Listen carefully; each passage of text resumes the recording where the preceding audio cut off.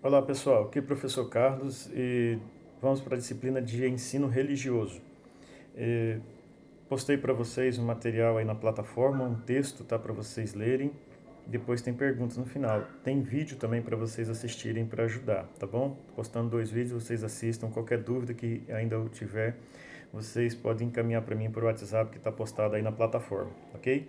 O tema que nós vamos ver essa semana é a respeito de as religiões no Brasil, né? E aí diz assim, o texto diz assim, perguntando, Deus é brasileiro?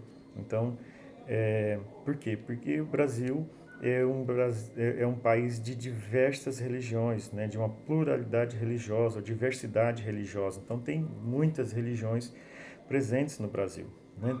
Você vai ter aí cristianismo, catolicismo já faz parte do cristianismo, né? Mas você vai ter budismo, você tem islamismo, né? Você tem de Umbanda e muitas outras religiões. Então,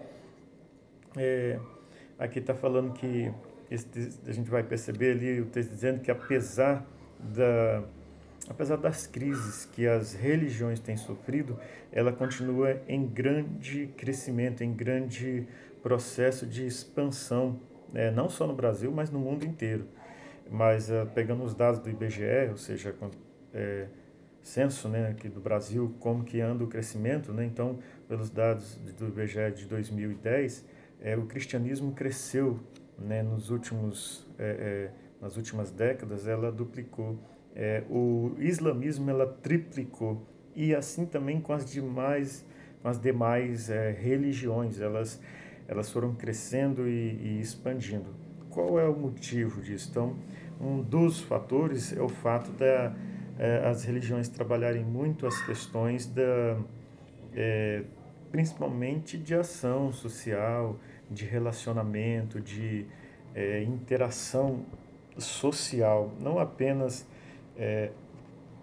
a ação social, mas trabalhar com a relação, né, social, ou seja, trabalhar com mais pessoas, de a ideia de, de trabalhar com o respeito, de trabalhar é,